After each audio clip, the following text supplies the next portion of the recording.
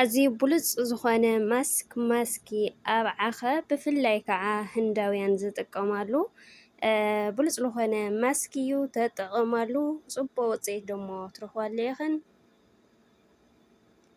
ሰላም ሰላም ናይ ዮኒ ዩቱብ ተኸታተልቲ ከመይ እኒአኹም? ከመይ ቀኒኹም? ኣነ ሰላም ኣለኹ እግዚኣብሔር ይመስገን። በቢ ዘለኹምዎ ሰላምኩም ብዙሕ ትርፍ ይበለለይ። ክቡራት ኣሕዋተይ ሓደሽቲ ነዛ ቻነል እንኳዕ ብሰላም መጻኹም እናበልኩ ሰብስክራይብ ናገበርኩም ቤተሰብ ኩኑ። ቤተሰብ ዝኾንኩም ደሞ ሸር ላይክ ናገበርኩም ምትዋዕኹም ኣይፈልየኒ ኩለኩም ይፈቲ። ሎማዓንቲ ሒዘልኩም ዝመጻኹ ልጨጉርና ንዝረግፍ ከምኡ ደሞ ዓንጫት ጠፍራር ፀጉሪ ንዘለና ኣዝዩ ፍቱን ዝኾነ መድሓኒት ማስክ እየ ሒዘልኩም መፅአ እኒአኹ ማለት እዩ። ንሱ ድማ ማስክ ኣብ ዓኸ ማለት እዩ። ኣሰራርሕኡ ከርእየኩም እየ ሓቢርኩምኒ ፅንሑ ልጥቀማሉ ኣብዙ የለኒ ኣብ ዓኸ ከምኡ ድማ ቅንፍር ማለት እዩ። ክቡራት ኣሕዋተይ ዘብዓኸ ዓቐን ክንድዚ ተጠቒመ ኣለኹ ዋላ ሓደ ፍንጃል ደውነ ክንጥቀመል ንኽእል ኢና ማለት እዩ።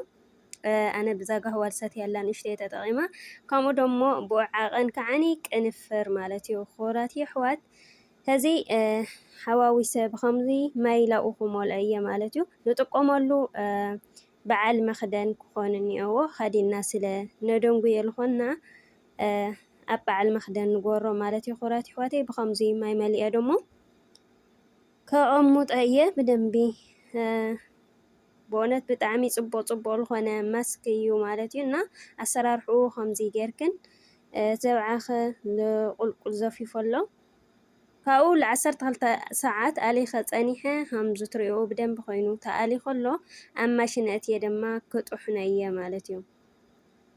እና ዋላ ኣብ ዓኸ ብቻ እውን ክትጥቀማ ትኽእላ ኢኽን ቅንፍር ዝሓወስ ኩሉ ንጨጉርና ንዝረግፍ ፅቡቅ እዩ። ካብኡ ደሞ ኣብ ዓኸ ጨንኡ ክጥሓን ከምዚ ተይተቓለየ ስለ ዘይፈቱ እየ ጨንኡ ደሞ ዝቕንፍር ይቕይሮ ብጣዕሚ ፅቡቅ ጨና ክህልዎ እዩ ዝገብረና ንኸምኡ እየ ተጠቒመ ተገበርክናሉ ፅቡቅ ኣይገበርክናሉ ከዓኒ ፀገም ዘለዎ ይኾነ እዩ ማለት እዩ።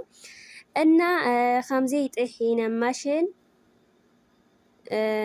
ኣቢለ ይዳልየ ኣለኹ ግናይ ንጠፍኡ ኢኽን ማለት እዩ። ክቡራት ኣሕዋተይ ነጢፍክን ትጥቀማሉ ኣነ እኳ ብደንቢ ገይረ ኣድቂቀዮ እየ ስለልበልኩ ኣይነጠፍኩወይ ግን ናዙ ኣብ ዓኸ ይኹን ናዙ ቅንፍር ኣብ ርእስኽን ንኸይተርፍ ንጠፍኡ ኢኽን ማለት እዩ። ክቡራት ኣሕዋት እዚ ጨጉረይ ኣጋጣሚ ተቆኒኑ ስለ ዝፀንሐ ብኸምዚ ፈቲሐ ኣብ 4 ካፊለ ድማ ክገብረሉ እየ ማለት እዩ።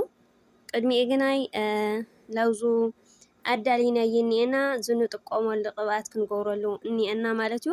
ንእሽተይ ክንገብረሉ እኒአና ላብኡ ቱና ርእስና ንጥቀመሉ ንሕና ማለት እዩ። እና ብኸምዚ መልክዕ ኣብ 4 ገይረዮ ዋላ ቁሩብ ቁሩብ ላገበርክን እውነይ ትገብራሉ ትኽእላ ኢኽን ከም ልምቸክን ማለት እዩ። ክቡራት ኣሕዋት ከዚ ላብኡ ዝገብረሉ ኣብዚ የለኒ ዝቅብኣት ማለት እዩ። ብዙ እየ ክጥቀም እዚ ገይረ ብደንቢ ክሓዋውሰ እየ ማለት እዩ።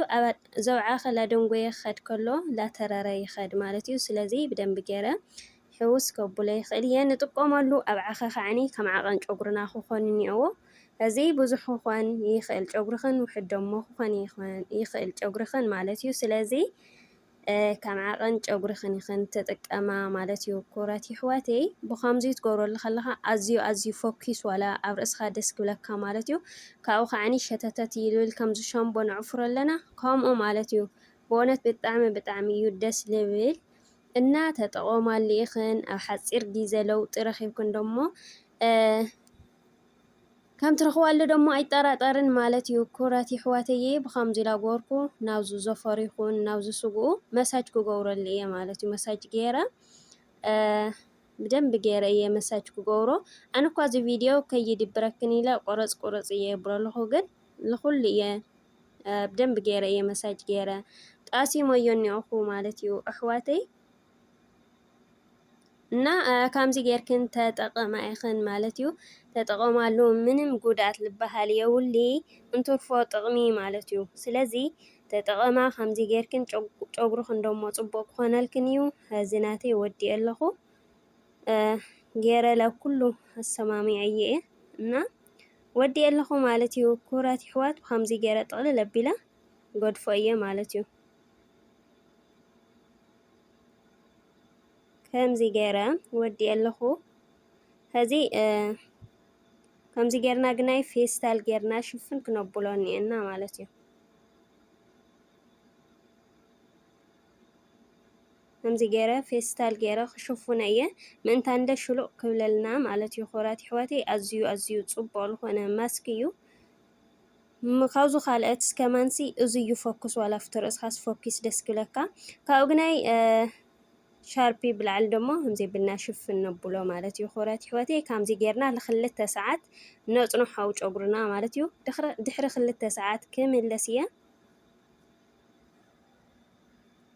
ድሕሪ 2 ሰዓት ደሞ ተመሊሰ ኣለኹ ከምዚ ትሪኦ ፈቲሐ ክሕፀው እየ ማለት እዩ ኾራት ኣሕዋት ብጣዕሚ እዩ ጽቡቕ ብጣዕሚ ማለት እዩ እና ዋንኡ ሞኪርካ ስለ ዝፈልጦ ሞክርኡ ማለት እዩ ኾራት ኣሕዋተይ እዚ ከምዚ ገይረ ብትን ኣቢለ ልቓደም ብማይ እየ ክሕፀዎ ማለት እዩ ዙና ማስኩ ልቓደም ክሰዶ እየ ብማይ ገይረ ብድሕሪ እየ ሻምቦ ገይረ ልሕፀብ ማለት እዩ ካብኡ ኣበካዶ ሻምቦ ደሞ ኣዝዩ ብሉፅ ዝኾነ ሻምቦ እዩ ተጠቕማ ማለት እዩ ኮራት ኣሕዋት ብኸምዚ ብድሕሪ ማይ ደሞ ሻምቦ ገይረ ኣዕፍር ከብሎ እየ ዕፊረ ማሳጅ ገይረ ደንቢ ገይረ ተሓፂበ ድማ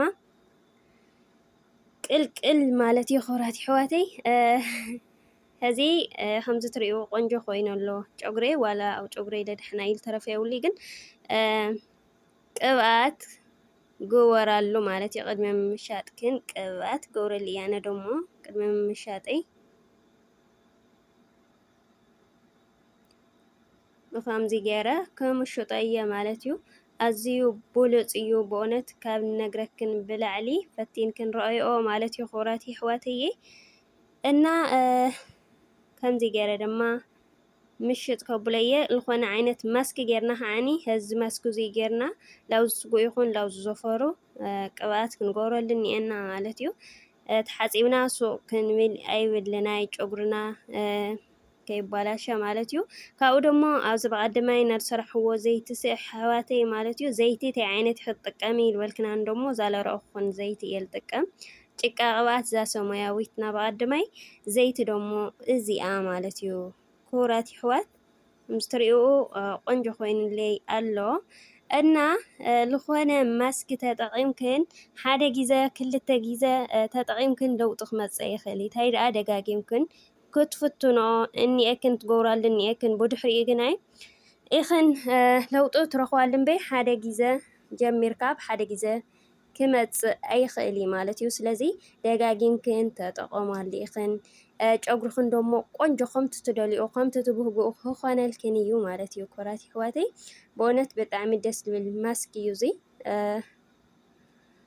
ፎቲኽን ክትኮና ደሞ ተስፋ ይገብር ማለት እዩ ትደስ ለብለካ ከዓኒ ኣብ ገዛና ለሎ ነገር ዝስራሕ ምዃኑ እዩ ማለት እዩ ኣብ ዓኸ ዋላ ኣብ ስዑድ ዓረብ ዳዕራብ ይኹን ዋላ እውን ኣብ ኢትዮጵያ ይኹን ኣብ ሕድሕድ ገዛ ልርከብ እዩ ማለት እዩ እና ብኡ ልበለፀ እዩ ማለት እዩ ኾራት ኣሕዋተይ ከምዚ ጌርክን ተጠቐማ ኢኽን ኣዝዩ ክትሕጎሳሉ ኢኽን ደሞ ማለት እዩ እና ናይ ሎማዓንቲ መደበይ ደሞ ነዚኣ ትመስል ነይራ ማለት እዩ እስኪ እዛ ቪድዮ ርኢኹም ርኢታታትኩም ደሞ ኣብ ቦታ ኮመንት ኣቕሙጡለይ ማለት እዩ ኣሕዋተይ ካብኡ ደሞ ላይክ ሸር ሰብስክራይብ እስከገበሩ ኣሕዋተይ ማዕረይ ኣይኽፈለይ ማለት እዩ ለኣየይ ግናይ ዓብዪ ሓገዝ እዩና ኣተዋውዕኒ ላወልኩ ባይ ባይ ድሓን ቀኒ እዩ